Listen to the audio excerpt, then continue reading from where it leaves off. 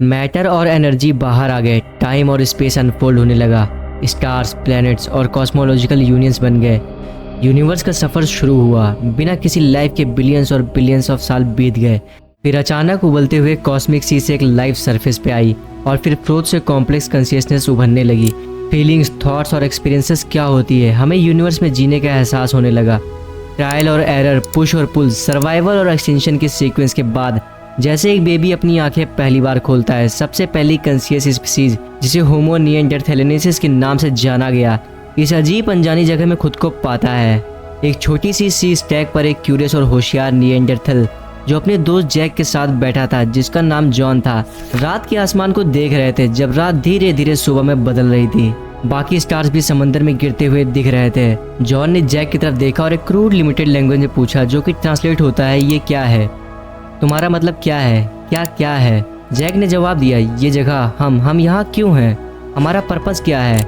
Jack कुछ देर के लिए चुप रहा, कॉस्मोस को देखते हुए जो डिस्टेंस और टाइम से छुपी हुई थी।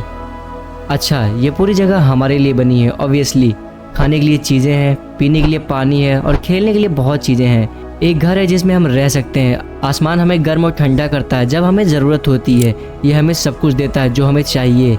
कोई है जिसने हमारे लिए सब कुछ बनाया है। क्रिएटर्स यानी कि भगवान ने हम पर नज़र रखी हुई है। वो इंश्योर कर रहे हैं कि हम ठीक हैं और वो जानते हैं हम यहाँ क्यों हैं। बात हमारे बारे में है, हमें बस उन्हें फॉलो करना है और वो जो चाहते हैं वो करते रहना है। इतना कहने के बाद दोनों चुपचाप बैठे रहे और सूरज उगने लगा और रात खत्म होने लगी।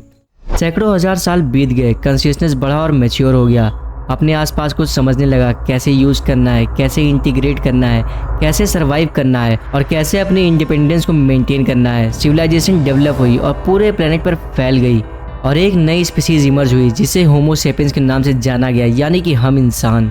दो यंग ह्यूमंस, हेनरी और ओलिवर के घर के पोर्च में बैठे हुए थे, एकदम सन्नाटे में। दोनों साथ में बैठकर रात के आसमान को देख रहे थे जो ओमनियस क्लाउड से ढका हुआ था और चांद की रोशनी से जगमगा रहा था। दोनों ही अपनी ज़िंदगी की बहुत सारी एस्पेक्ट्स के बारे में बातें कर रहे थे, उसे समझने और आपस में कनेक्ट करने की कोशिश कर रहे थे। एक पॉइंट पे हेनरी ने आकर पूछा, तुम्हें क्या लगता है इन सब का क्या पॉइंट है? एंडलेस जनरेशन जो चलती ही जा रही है, ये हम लोग क्या बनने के लिए परेशान हैं? हमें क्यों इस दुनिया की बुराई और पापों से लड़ना पड़ रहा है? ये बेफिजूल की लड़ाइयाँ और लालच आखिर किस लिए? ये सब कब तक चलेगा? हम इसे क्यों कंटिन्यू कर रहे हैं? ओलिवर कुछ देर के लिए सोचता रहा और ऊपर तारों से भरा अनंत आसमान देखता रहा।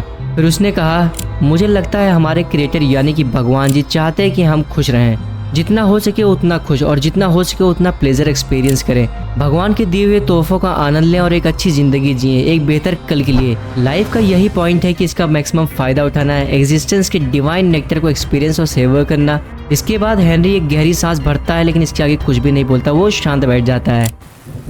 लाखों साल और गुजर गए। कॉन्शियसनेस गलत रेट्स और गलत वेज में ग्रो और मैच्योर होता रहा। जैसे जैसे ये बढ़ा, इसकी इंडिपेंडेंस और रिस्पॉन्सिबिलिटी अपने आप के लिए और भारी होती गई। ड्रामेटिकली एक नई जिंदगी ने जन्म लिया जो कि नए टेक्नोलॉजीज और नए समझ, नए स्ट्रक्चर और फ्रेमवर्क्स लेकर आई। स्पीसीज नोन एज होमो आर्टिफिशियल्स लेटेस्ट एवोल्यूशन बन गई। अब टेक्नोलॉजिकल एडवांसमेंट बहुत ही ज़्यादा बढ़ गई।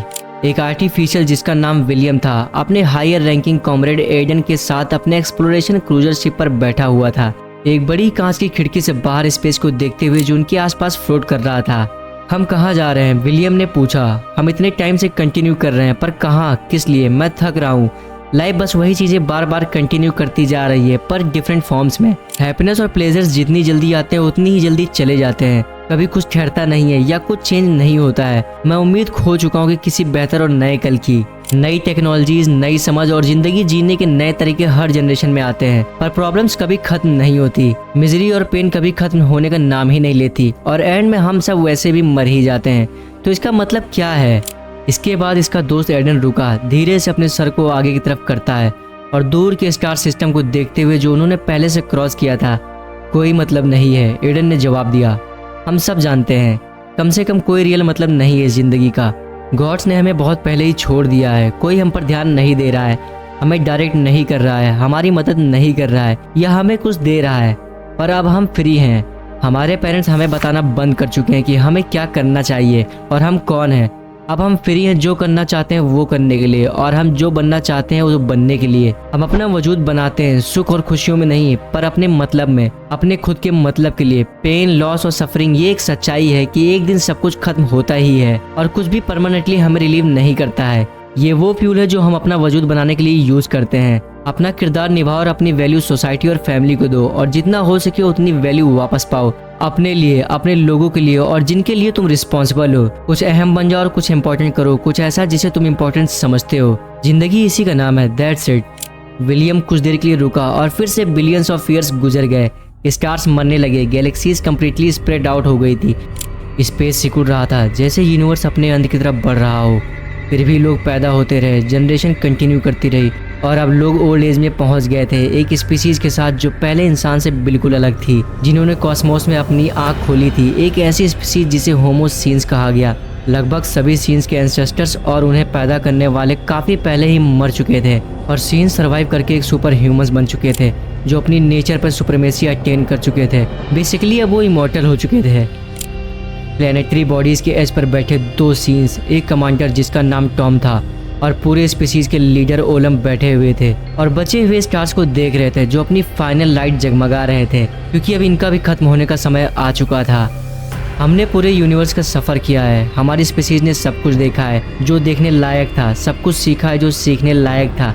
हर लॉ ऑफ फिजिक्स, हर रूल ऑफ रियलिटी, हमने बेसिकली इमॉर्टलिटी पा ली है। पर अब हम यहाँ हैं बिना किसी अल्टीमेट मीनिंग के, बिना कुछ भी पाए, और अब हम सब इस यूनिवर्स के साथ ख़त्म होने वाले हैं। और जब हम लोग मरने ही वाले थे तो ये सब किस लिए था? टॉम ने ये पूछा। फिन ने ऐसा एक्सप्रेशन बनाया जैसे वो कुछ जानता हो, जैसे उसने इस जवाब को काफ़ी टाइम से जानता और उसे पूछे जाने का वेट कर रहा हो। हमारा पर्पस, लाइफ का पॉइंट, इंसान का या जितने लोग भी पैदा हुए या मारे गए, ये बस ये सीखने के लिए था कि कैसे सर्वाइव और मैच्योर होना है, ताकि हम यहाँ तक पहुँच सके जहाँ पर आज हम हैं। ठीक है, पर किस लिए? टॉम ने पूछा। बनाने के लिए। एक छोटे से सन्नाटे ने उन्हें सराउंड किया। क्या बनाने के लिए? यूनिवर्स, फिन ने जवाब दिया। I don't understand. फिर से यूनिवर्स क्यों क्रिएट करना है? सब कुछ कंटिन्यू क्यों रखना है अगर इसका कोई पॉइंट ही नहीं है? हम खुद इसे फिर से एक्सपीरियंस भी नहीं कर पाएंगे, कम से कम नोइंगली तो बिल्कुल भी नहीं।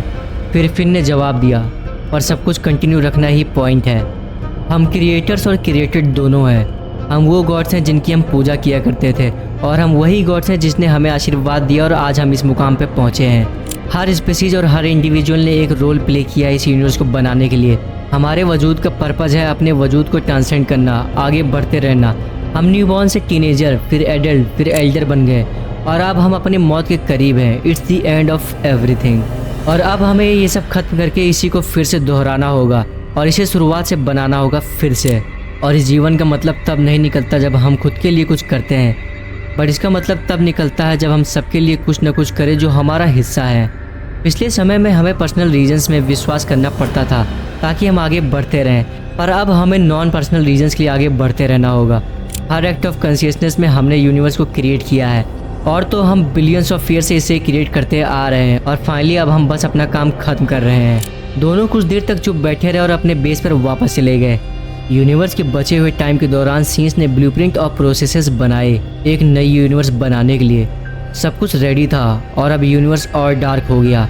उसकी एनर्जी उसके इर्द गिर्द घूमने लगी, और वो बहुत ही ज़्यादा सिकुड़ गई।